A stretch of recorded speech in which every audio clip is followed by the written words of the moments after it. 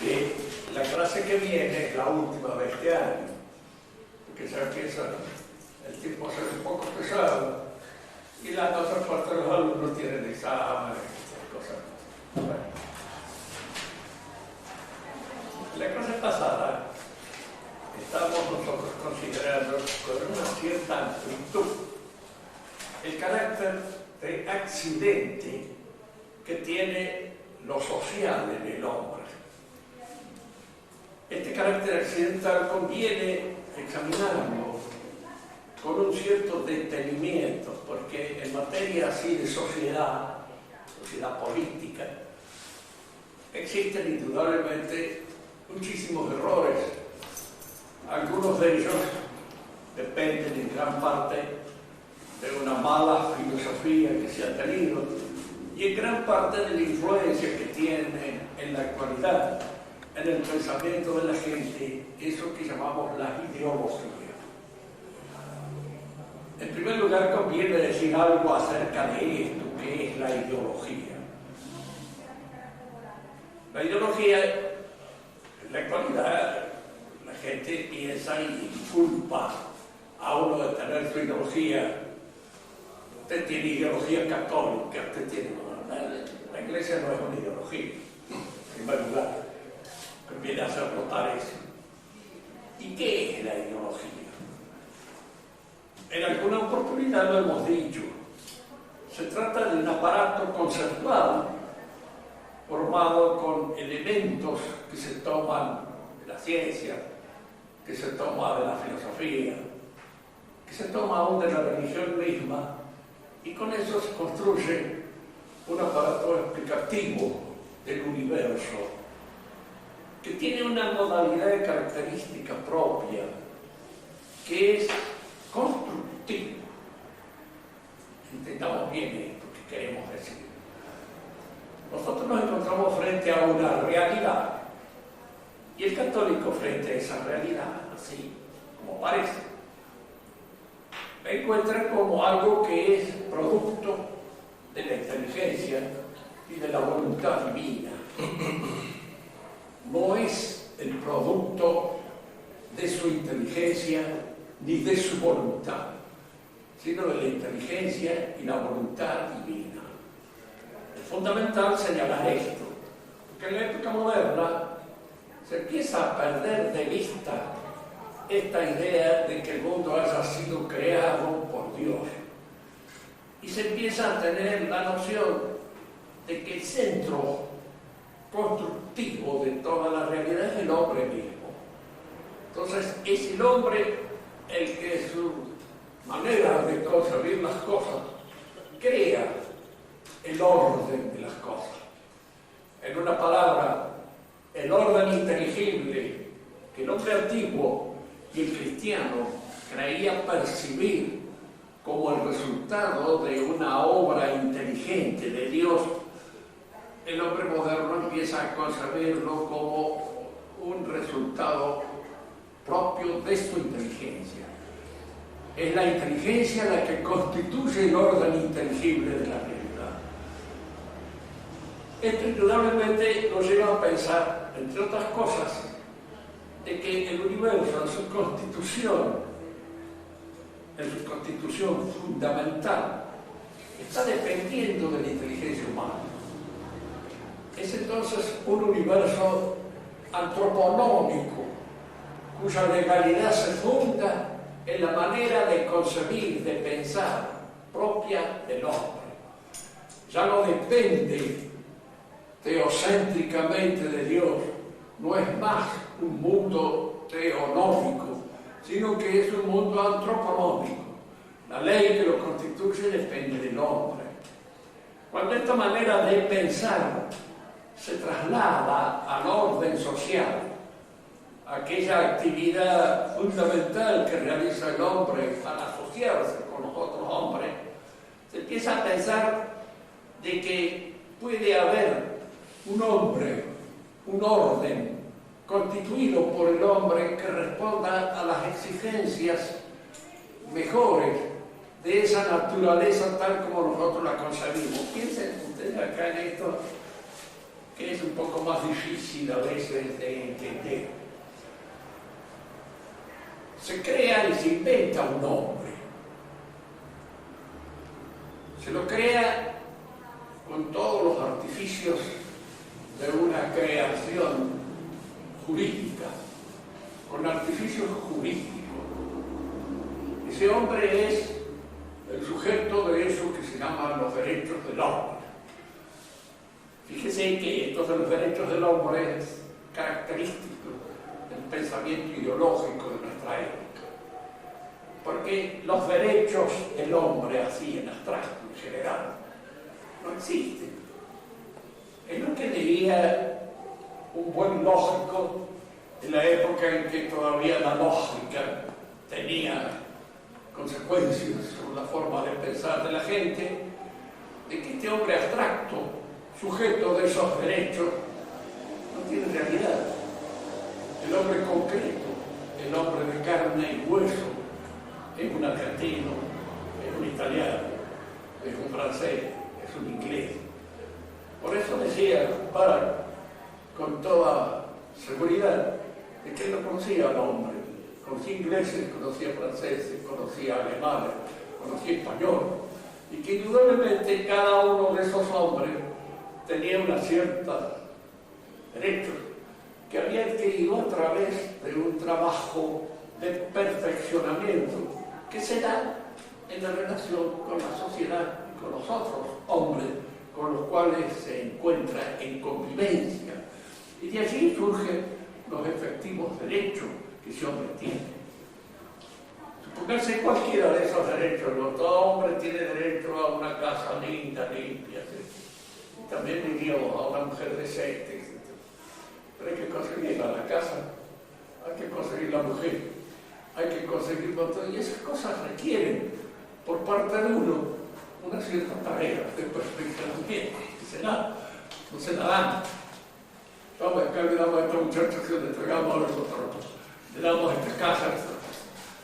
Indudablemente un hombre que piensa seriamente en función de los derechos del hombre, empieza a pensar que a él le han sido legados una serie de derechos que no tiene, porque alguien se los debe haber sacado. Debe haber alguien que tenga la casa que le correspondía a él, que tenga la mujer que le correspondía a él, o que tenga cualquier otra cosa, porque ese derecho no lo ha alcanzado, porque los derechos que se alcanzan dentro de una sociedad histórica determinada son derechos que conceden las normas positivas del derecho. Este tiene derecho a esta propiedad, este otro no la tiene. Entonces, este tiene derecho a pensar, por ejemplo, sobre tales o cuales cosas, que se lo concede la universidad o la inteligencia. Y este otro, el derecho que tiene a pensar sobre tales o cuales cosas, es un derecho completamente absurdo si se va a pensar bien en él. Puedo pensar lo que quiera en matemáticas, puedo pensar lo que quiera en astronomía, puedo pensar lo que quiera. Claro, cuando uno lo examina de una manera más concreta, más determinada en función de una ciencia, pero uno se da cuenta que ese derecho a pensar es un derecho absurdo, que hay que ganar a través de un conocimiento determinado que a uno le da calidad para alcanzar determinados saberes y tener el derecho de pensar o de manifestarse en torno de ellos. Cuando uno piensa, ¿de dónde surge esta idea? ¿Y por qué surge esta idea? ¿Qué es lo que nos determina a los hombres a establecer esta norma, esta serie de preceptos que son algunos de ellos absurdos? Todo esto nace, diríamos así, como una ideología al principio, una ideología destructiva. No se trata de pensar lo que se quiere en matemáticas, porque todo el mundo, hasta el más imbécil, sabe que no puede pensar lo que quiere. Y en medicina y en ninguna otra cosa, que hay que estudiar y saber. Si no, no vale lo que uno piensa, lo que uno dice. Pero sí se trata de pensar lo que quiere en materia de religión, porque eso se ha declarado campo orejano. Allí se piensa lo que se quiera. En materia de moral, lo mismo, se piensa lo que se quiera. y por ende en materia política se piensa lo que se le da la gana. ¿Qué es?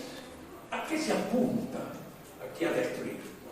Se apunta a destruir todas aquellas constituciones históricas que se daban en el seno de una sociedad y que hacían y formaban lo que llamaremos la constitución íntima de ese orden social. Destruir la Iglesia. ¿Por qué? Porque la Iglesia impone una serie de condiciones a la actividad del hombre y no lo deja suelto a su arbitrio, a su antojo. Piensen ustedes siempre, y esto con absoluta seguridad, la revolución es hecha por la gente del dinero, no es hecha por el pueblo. A veces la gente del dinero moviliza al pueblo. Podríamos decir, y yo lo tengo como una absoluta seguridad, de que son los usureros los que hacen la revolución en un momento determinado, son ellos. Nosotros ahora lo vemos de una manera tan clara, tan tangible, tan evidente, que esto nos resulta un descubrimiento. Eso está acá a la vista, permanece. Pero cuando nosotros vamos al origen mismo de la revolución, aparece el hombre de dinero, el financiero, el usurero, como el elemento revolucionario más conspicuo y más completo y cabal. La pregunta que nosotros viene es esto, porque mucha gente que ha hecho una contrarrevolución siempre ha considerado que los usureros, no, eso no hay que tocarlo, porque son gente de orden. Y no es así. El general Franco era uno de los convencidos de que la gente de orden era, de alguna manera, los hombres que tenían plata. Y fue precisamente a raíz de eso donde puso muchas de las cosas de España entre la gente de orden, en esos que tenían plata y que acabaron por destruir toda la obra contrarrevolucionaria que él había hecho. En el principio es el usurero, y el usurero tiene en vista ciertos elementos de la sociedad que lo contradicen. En primer lugar, la Iglesia. Y tanto que podríamos decir en toda revolución, el objetivo fundamental de la revolución, aquello que la revolución se propone destruir, es el cristianismo. Fundamentalmente, a través de la organización misma de la Iglesia y posteriormente el alma de cada uno de los fieles. Es posible a veces que los usureros tienten a los miembros de la Iglesia para llegar a un cierto acuerdo. Será. Podríamos decir nosotros que la Iglesia, a partir del siglo pasado, ha sido cómplice de todo este evento. No un cómplice absolutamente, diríamos así, dado a la revolución, pero sí entra en compromiso para salvar ciertas cositas, ciertos aspectos que podrían aparentemente salvarse. Ustedes recuerdan que fue el Papa León XIII el que habló por primera vez de que en Francia se llegara a un acuerdo con el pensamiento revolucionario, con los masones y con la República Masónica, dando a entender de que era un tipo de organización social aceptable, que podía a través de él alcanzar el bien común. Indudablemente él abrió las compuertas, incluso usó el término democracia de una manera muy especial, muy particular, pero que solo le entendía él, los demás entendían la palabra, ¿no? Democracia, estamos de acuerdo con la democracia, porque en Francia los católicos, los verdaderos católicos, eran monárquicos. Y los demócratas cristianos, que eran los que habían aparecido allí por primera vez, ya no lo eran. Con León XIII se abre esa puerta tremenda, diríamos así, de adhesión a la democracia masónica. Ustedes piensen que los masones quieren destruir la Iglesia. Y que en cierto modo esto es papita para el loro, porque vienen estos entregándose, y pues nosotros vamos a arreglarla, contestación inmediata fue la persecución de las congregaciones, la destrucción de la relación de la Iglesia francesa con el Vaticano y una serie de cosas, de consecuencias que trajo inmediatamente esto que se llamó en Francia le ralliement y que empezó con León XIII. Se paró en la época de Pío X, porque Pío X es un papa extraordinario dentro de la historia, es como ningún otro. Él no se dio sin ningún compromiso. Llegó, diríamos así, que están en él, en la mayor parte de las encíclicas, la condenación clara y explícita de muchas cosas que después Vaticano II las ha aceptado como si fueran parte constitutiva de la enseñanza misma de la Iglesia. A veces no hay más que leerlo a él y aplicarle diciendo todo esto que han dicho estos últimos papas condenados de antemano, con anterioridad y desde la época de él. Bien. La ideología entonces nace con ese propósito de construir una sociedad que en cierto modo pueda ser manejada a su manera por los usureros. La pregunta es que a nosotros nos dicen cómo la manejamos. Los usureros calculan, con justa razón, que el soborno es dueño de todo el universo, que no hay nadie que no sea sobornable en alguna medida y de algún modo. De manera que ellos confían en el soborno. Y será, diríamos así, la fuerza gobernante de la sociedad. Se funda la oligarquía plebiscitaria, es decir, los juntavotos. Los juntavotos son siempre sobornables porque necesitan por juntar votos plata. Sin plata no se juntan votos. Y de alguna manera, la plata, ¿quién la da? Los usureros. Y el juntavotos está a las órdenes del usurero para gobernar, mientras el usurero no usura. Cuando no anda muy bien, cambian el elenco de los elementos que gobiernan, ponen otros. A la jeta de Alfonsín le sucede la de Menem, o la sucede de la Rúa, o la de cualquier otro de estos, que son en realidad elementos bastante deleznables de lo que constituye esa oligarquía plebiscitaria.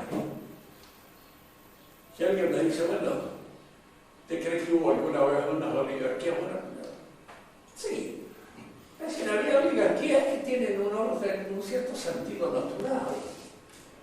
Son los dueños de las propiedades, son los dueños de la bodega, son los dueños de la finca, que gobernaban acá en Mendoza, hasta hace relativamente un pocos años, y a la cual Mendoza le debe toda su construcción. Esa oligarquía, uno discutiría mucho porque la mayor parte de sus hijos formados en las universidades eran ya liberales y estaban destruyendo lo que esa oligarquía sostenía. O sea, olvidando en contra de cualquiera que tenga una idea más o menos clara de lo que es la historia argentina. Y yo más que por haberlo estudiado, lo hace por familia. Porque mi familia pertenecía a una de ese tipo de oligarquía. Eran dueños del campo, eran estancieros, a la vez militares, que a la vez manejaban todas esas cosas. Los hijos fueron criados en la democracia más absoluta, fueron liberales. Y ya empezaron a creer en el liberalismo y todo así. Y al mismo tiempo que liberales, fueron perdiendo el contacto con todas esas cosas. Muchas veces les decía, ustedes lo que deberían haber hecho es copar el ejército. Para eso tenían condiciones. Eran hombres corajudos, hombres que se habían formado en la batalla de la guerra civil. Oye, pero no querían disciplina de ningún género. Entonces al ejército entraron un montón de gringuitos que ya no eran ellos, no era la oligarquía lo que los poseía. Copar la curia. No hubo nunca el hijo de un argentino más o menos importante que haya llegado a un grado en la dirección, diríamos así, de la iglesia que valía la pena. Cada vez la iglesia en manos de los pobres diablos, los malos, muchos de ellos, pero sin ninguna actitud por el mando, dispuestos a ceder cualquier cosa, porque a la vez no tenían señorío, no tenían capacidad de gobierno. Mira cómo, pero nada, que se le ocurría a un argentino de la época de no creían en nada, no creían ya ni en ellos mismos. Y entonces eso indudablemente se funde. Por eso me decía yo, hay oligarquía y oligarquía. La oligarquía plebiscitaria es una de las porquerías más grandes que existen en el mundo. Está recogida entre la ES de los universitarios. Cuando son universitarios, y no de las agremiaciones, de otra inferior, de barrio. Pero indudablemente ellos constituyen, diríamos, el elemento que usa la usura para manejar a un país. Y lo usan en la medida en que pueden manejarlo por medio del soborno, porque es el soborno el que se hace dueño y señor en absoluto de toda la dirección. Y si alguien me pregunta, bueno, pero por ahí aparecen tipos que no se pueden sobornar, ¿sí? Sucede, a veces sucede, que son tipos que ellos han manejado con el objeto de tenerlo. A veces se levantan con la cosa por un tiempo. Supónganse ustedes, por ejemplo, en Lenin. Lenin fue un hombre que fue puesto sobre el tapete por dinero alemán, que quería tener de alguna manera esa revolución en Rusia con el objeto de sacarse ese enemigo que podría entrar en contacto con los franceses, con los ingleses, con todo. Un enemigo grande porque son cantidades, millones de hombres. A Lenin lo levantaron ellos. En un momento determinado Lenin era Lenin. Y se puso él a seguir sus cosas. Es el caso que sucedió con anterioridad con Napoleón mismo. Napoleón, Sauer no fue uno de los directores del Banco Francés. ¿Hasta dónde la sacó? No precisamente de los Lamorinos, que es el apellido de su madre, ni de los Bonaparte, que es gente pobre, era un largo, de buen nacimiento, pero pobre, la robó en la guerra que se robó en Europa. A Italia la descontaron, calotearon a 5 manos en todos los lugares donde entraron, y llegó a ser uno de los, pero indudablemente tenía genio, y esta es una cosa que se puede comprar.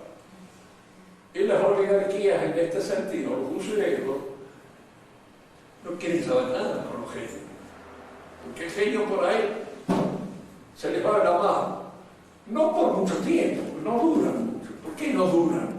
Porque el mismo gobierno que ellos plantean y hacen es defectuoso desde el comienzo, y entonces no puede durar mucho tiempo. Lenin se volvió loco. El último discurso que dijo, empezó a reírse, tuvieron que bajarlo de la tribuna, llevarlo a un sanatorio, porque no podían contener la risa. Se reía de todas las pavadas que le había dicho y de alguna manera de las cosas que había engañado a la gente, diciendo, pero fue una risa de loco, satánica, tremenda. ¿Cómo salió de ahí?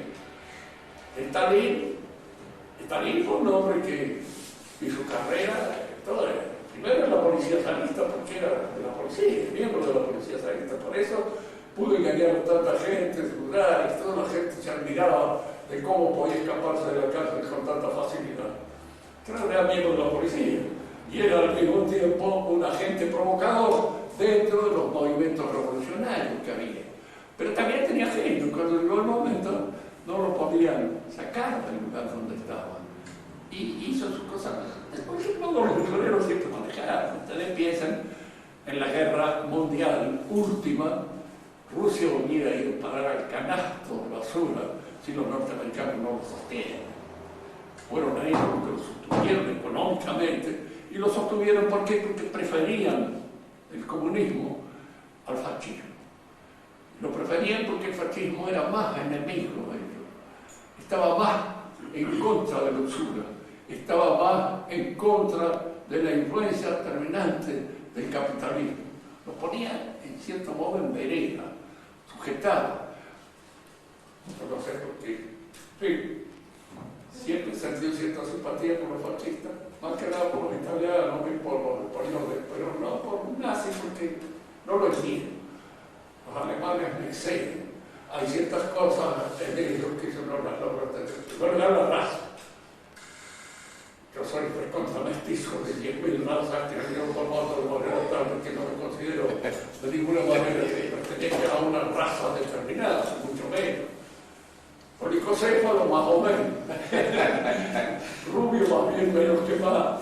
Pero todas esas cosas así, diríamos así, propias de esta superioridad aria, no he logrado entenderla nunca. Y además, dentro de este movimiento, era contrario a la Iglesia, porque la Iglesia al principio no apoyó. No es diferente de que no hubo apoyo a los nazis, sí lo hubo. Lo hubo de parte incluso del que reaccionó contra los nazis después, que fue Pío XI. Pío XI después escribió la famosa Mit brennenden Sorge, con sumo cuidado, con el cual condenó un poco el nazismo. Pero en un principio, eso se lo veía. La política de los papas ha sido a veces una política muy confusa.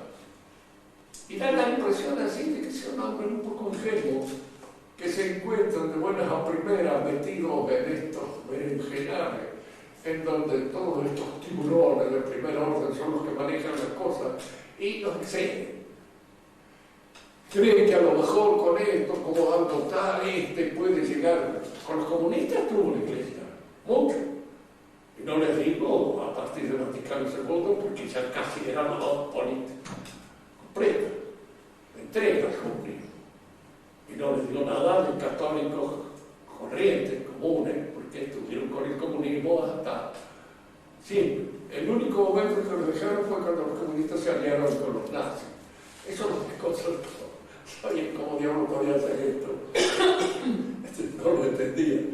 Que era una cosa que es un pensamiento puramente ideológico. ¿Cómo estos ideólogos aquí se unen con estos otros? Son todo lo contrario. Son todo lo contrario a veces, en ciertas cosas, en otras cuando están de acuerdo, en las que las cosas que se pueden obtener no son tan contrarias como al principio parece. Decimos entonces que este gobierno de la usura es un gobierno que se realiza a través de esta especie de oligarquía plebiscitaria, que es una falsa oligarquía. Cuando hoy a nosotros nos dicen en la Argentina no hay clases dirigentes. Claro, las clases dirigentes son estos. Y estos obtienen, sí, una cierta dirigencia gracias al apoyo de los votos. De cuánto imbécil anda dando vueltas por ahí que tiene votos como cualquier otro. Y apoyan estos elementos. Bien. Una cosa que quería también que pensáramos en esto. La causa eficiente del orden social, político, es el hombre. Indudablemente el hombre lo hace. No movido por un intento social. Esto ya lo habíamos señalado en la clase anterior. No existe en el hombre un intento social que llevara a la formación de un orden social fijo, perenne, determinado y siempre igual, como es el hormiguero, como es el enjambre, como es cualquier otra asociación animal que está movilizada, que está influida, realizada por un intento fijo, perenne. El hombre realiza el orden social para un perfeccionamiento de su inteligencia, de su voluntad. Porque la sociedad viene como una necesaria, fíjese, por eso es un accidente propio, porque es un accidente que se funda en la naturaleza humana, porque la razón humana es dialógica, crece en contacto con los demás, en contacto con las autoridades, con los que saben, con los que enseñan y con los que de alguna manera van conduciendo al hombre al perfeccionamiento de su inteligencia. De manera que el orden social está medido por ese perfeccionamiento de la inteligencia y de la voluntad. Es un orden espiritual. Esto es fundamental tenerlo en cuenta. porque no nos asociamos pura y exclusivamente para comer. A veces podríamos asociarnos para comer cuando nos hacemos de ladrones, por ejemplo. Se asocian para robarle a otros, bueno, está bien. Es una forma de sobrevivir. Pero el hombre se asocia para realizarse espiritualmente, intelectualmente, para alcanzar la perfección que conviene a su naturaleza específica, que es inteligente y voluntaria. Es allí donde apunta la característica del orden social, de manera tal que en el orden social lo más importante que hay que cuidar siempre es la formación de la inteligencia. Escuela, la universidad, todos aquellos elementos que hacen a la inteligencia del hombre, esa asociación, porque el hombre se distingue de los animales por su conocimiento, por el conocimiento que él tiene de la realidad. Y ese conocimiento, indudablemente, ¿a dónde lleva? ¿A dónde va? El orden social está ordenado al conocimiento de Dios. Esta pregunta, hoy día dirigida así entre algunos miembros de la oligarquía vigente, parecería una pregunta absurda, hecha por un infeliz, que es un pobre profesor de filosofía, y que se le ocurren esas cositas un poco estúpidas, un poco sonsas. Pero es así. El orden está hecho, el hombre está hecho para conocer a Dios. De esa manera, diríamos así, rendirle el homenaje correspondiente.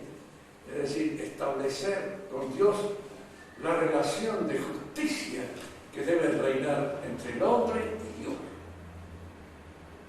Reconocer cuál es la influencia de Dios es reconocer su justicia y en alguna manera rendirle homenaje. La sociedad está hecha en alguna manera para eso. Por eso, y acá es donde vamos a entrar en otro aspecto de este accidente que constituye la perfección del hombre.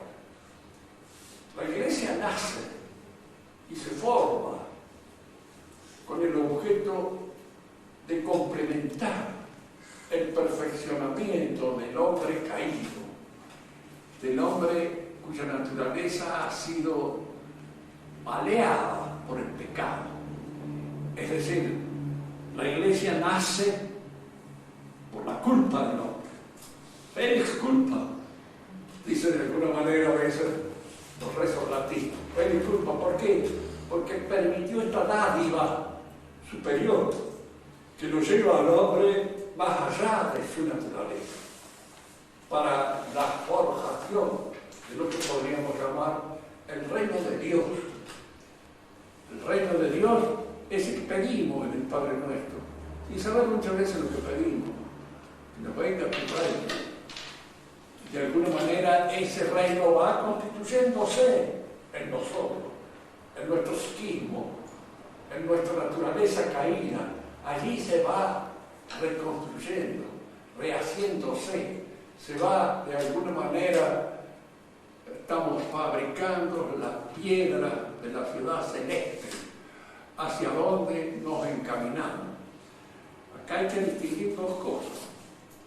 La gracia, que es la causa formal de la religión. Una religión que no tenga gracia no es una religión. Digo esto porque habría que decirlo delante de todos los clérigos profesionales que se olvidan de esto. Se olvidan de manera olímpica, acabado, tranquila, feliz. Hay muchas religiones, porque las religiones en el fondo, esto está enseñado por Vaticano II, en el fondo son un sentimiento que el hombre tiene de todo aquello que le falta. Diríamos así, este sentimiento del vacío crea la necesidad de la religión. Y entonces las religiones son el resultado, en alguna medida, de este factor sentimental que es el creador de las religiones. Y por eso las respuestas religiosas son varias. A cada pueblo le corresponde alguna. A los islámicos, el Islam.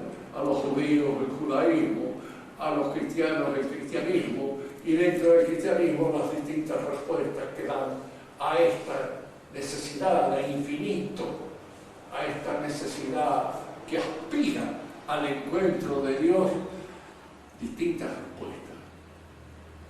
Pero fíjense que acá hay una cosa que, en primer lugar, contradice la fe, contraria a la fe. La religión no nace de ese pozo de necesidad, porque entonces la gracia no sería nada gratuito. La gracia sería casi una exigencia de ese vacío de nuestra naturaleza. Dice que estas cosas que le gusta mucho en la teología moderna, muchas cosas, en Rahner, disfrazada, como siempre hacen, ustedes lo perdonarán. Yo soy amigo de muchos sacerdotes, los cuales hay algunos, he querido otros muchos. Pero en general el sacerdote tiene una deformación profesional, como las tenemos todos. Y la deformación profesional es su ambigüedad, la forma civilina con que dicen las cosas, para no chocar nada, para no enfrentar las cosas con rudeza, para no decir eso que el Evangelio aconseja. Sí, no. Eso me gustaba mucho en Sánchez Avelino, porque él decía sí, no. Y sí decía unas más palabras bien gruesas, pero que de alguna manera ponían las cosas en su verdadero sentido. Porque era así. Yo cuando me encontré con él, lo bueno acá es un tipo de mi familia, excepto sacerdote, y con el cual podemos hablar porque vamos a encontrar. Pero los demás, todos civilinos, ¿cierto? Me acuerdo que una vez conocí a Monseñor Delisi y me causó una impresión tan mala que nunca más lo volví a ver, porque era por antonomasia el eclesiástico, ambiguo, lleno de palabras antropológicas, de oscuridades, de no decir las cosas como deben decirse y ir directamente a la raíz de las cosas. Fíjese que esto es lo que decimos, indudablemente la religión surge del interior humano, nace de una necesidad de infinito que el hombre tiene, nace de ese querer ir hacia Dios. Entonces el centro, diríamos así, teonómico de la religión desaparece y se convierte en un centro antropológico. Ya no es más la religión dada por Dios, sino la religión dada por el hombre. Fíjense que es curioso. He hablado algunas veces con judíos y hablando de la religión, dentro de lo que es posible, llegar a entenderse con gente que no entiende lo fundamental. Por eso lo decía, pero en el Antiguo Testamento está bien claro que es Dios el que habla, ¿no? Es Dios el que se dirige a Abraham, es Dios el que se dirige a Moisés, y lo dirigen en alguna medida como los constructores de un pueblo dentro del cual va a nacer el Mesías. Pero de Dios viene ese saber. Por eso le digo, ustedes se equivocan cuando, influidos por el inmanentismo alemán, creen que la religión judía es un hecho de creación judía. No, los judíos no dicen eso. En el Antiguo Testamento no está escrito. En el Antiguo Testamento está claramente determinado que la religión judaica viene de Dios en su principio. Que después no reconocen al Mesías, bueno, eso es otra cosa. Las razones en alguna oportunidad las hemos explicado acá, el carácter de pueblo o nacional con que el judío se siente el intérprete de esa religión y no entiende cómo ahora esa religión se funda sobre hombres individuales, personales, convocados a constituir la iglesia y no tienen en cuenta al pueblo de Dios. No lo tienen en cuenta como pueblo. Y por eso es el pueblo organizado con sus gobernantes lo que se opone fundamentalmente a Cristo. Y el que le dice, no, este no puede ser el Mesías porque no nos reconoce como el pueblo elegido. Y si no nos reconoce como un pueblo elegido y pretende fundamentar una asamblea, un pueblo, con hombres elegidos por él personalmente, es un falso Mesías. No puede ser Mesías, tú se lo desconoces. Pero en el mundo moderno, como está esa idea de que la religión surge de una necesidad inmanente del hombre, surge de un sentimiento, de una aspiración hacia Dios. Entonces cada pueblo ha tenido esa aspiración, ese sentimiento, y ha creado su religión propia. Los judíos muchas veces consideran que incluso el cristianismo es creación de ellos. Y fíjense que les he tomado en cuenta por los cristianos, siempre aconsejados por todos esos sacerdotes, que son la abominación de la abominación, o sea, que creen, diríamos así, de que el cristianismo es el resultado de la convocatoria, y no como es el resultado de la epifanía proveniente de Dios mismo. La gracia es lo que constituye al cristiano, pero la gracia nos es dada. Gratis dada, por eso es gracia. Bien, en este sentido la mayor parte de ustedes, chicos que han sido bautizados a su debido momento, no tienen una experiencia de la recepción de la gracia. Yo la tengo, porque la he recibido en un momento determinado. Esto puede parecer de parte mía una cosa un poco extraña, ¿verdad? ¿Por qué Dios lo ha elegido a este imbécil? Que además de eso tiene un montón de defectos perfectamente claros y señalados. Bueno, Dios elige al que se le da la gana. Y diríamos así, en ese sentido, puedo decir, yo tengo la experiencia de la gracia recibida. Y que la recibí en un momento determinado. Me iba a bautizar porque quería bautizarme. Y el día antes de bautizarme le digo al sacerdote que me iba a bautizar. Le dije, Padre, no creo que nuestro Señor sea Dios. Jesucristo, no creo. Dice, pero está usted, que es un inteligente. De vez en cuando no aparece.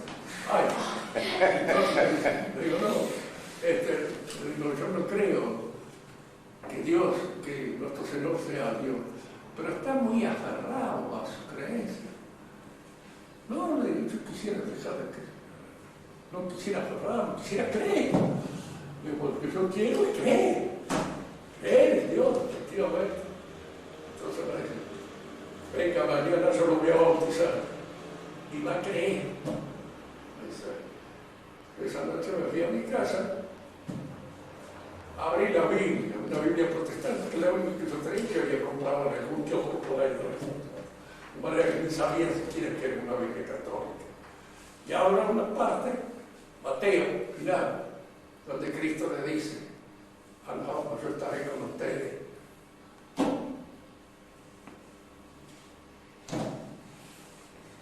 Como si me lo hubiera dicho. Así, en ese momento, tuve la visión de que me lo dijo. No oí palabras, nada, no he tenido nunca alucinación, no me desbarró jamás, no he tenido absolutamente ninguna tara en ese sentido, pero me pareció que me lo decía, espiritualmente. Y fui el otro día, nunca más tuve dudas fundamentales. Puedo tener ignorancias grandes a veces con respecto a ciertos misterios de la fe que no logro entender a veces muy bien, pero es lógico que los tenga, porque a fin de cuentas los misterios son misterios. Y cuando uno dice que esto es misterioso, quiere decir que no se entiende del todo bien. La gracia entonces crea en nosotros otra naturaleza. Y al crear otra naturaleza, una sobrenaturaleza, nosotros empezamos a convertirnos ya desde aquí en los miembros de la ciudad celeste, en la cual alcanzaremos aquella perfección a la que estamos destinados por gracia. Gracias, porque Dios quiere que estemos destinados por gracia, no a la que estamos destinados por naturaleza. Y mientras tanto seguimos viviendo en la ciudad terrena, con todos los inconvenientes que la sociedad o la ciudad terrena tiene, inconvenientes de toda índole, inconvenientes incluso a veces, diríamos así, en la Constitución, como explicaba muy bien Platón. A veces nuestra naturaleza caída se hace sentir más en su caída en la sociedad, y la sociedad nos corrompe. Es decir, nuestra naturaleza es social, de manera que la corrupción siempre está en nuestra naturaleza. Pero esos males que en la sociedad se dan, diríamos, influyen de una manera mucho más defectuosa sobre nosotros. Por eso conviene siempre luchar por el orden dentro de la vida social, porque el desorden en la vida social trae como consecuencia el mal ciudadano, el mal sujeto de la vida social, el hombre imperfecto. Platón hablaba del tirano, hablaba del oligarca, hablaba del anarquista, hablaba de los distintos, diríamos así, defectos que se producen como consecuencia de una defectuosa ordenamiento social. Por eso hay que luchar también en la política, diríamos así, para que esos defectos no nos aplasten, por lo menos no influyan en la mayor parte de esas instituciones que deben mantenerse al margen del defecto, como es la Iglesia. La sociedad influye sobre la Iglesia. O sea, no creo que influya. Cuando la Iglesia quiere, de alguna manera, salir al encuentro del mundo y sale al encuentro de todas esas deformaciones, como es el liberalismo, como es el democratismo, como son todas esas cosas falsas. Alguien me preguntará, pero usted no es democrático, entonces usted no es bueno, usted no... Sí, entiendo todo lo que usted me dice. Yo soy un hombre de condición bastante modesta en todo lo que tú hablas, pero reconozco que el democratismo es un error profundo, pero es una mentira, no existe. Y hacer una mentira, ¿a quién favorece la mentira? Al mentiroso. ¿Y a quién perjudica fundamentalmente al sonsaje que cree en el mentiroso y que de alguna manera se deja llevar por él a donde lo quieran llevar? Cuando la Iglesia abre sus compuertas, abre el diálogo con el error y se abre al error, se intenta el error. El miedo fundamentalmente mío que tengo es que la democracia entre la Iglesia. Puede ser. Uno dirá, pero la Iglesia de Dios nos ha prometido. No es un misterio de la Escritura que yo no comprendo. Puede haber prometido cualquier cosa, pero en este momento nosotros podemos decir, no hay magisterio cristiano. No hay. ¿Dónde está el magisterio? Muy bien. Fijamos, para la clase que viene, en la clase que viene vamos a terminar el curso por este año, porque ya se pone medio espeso el asunto.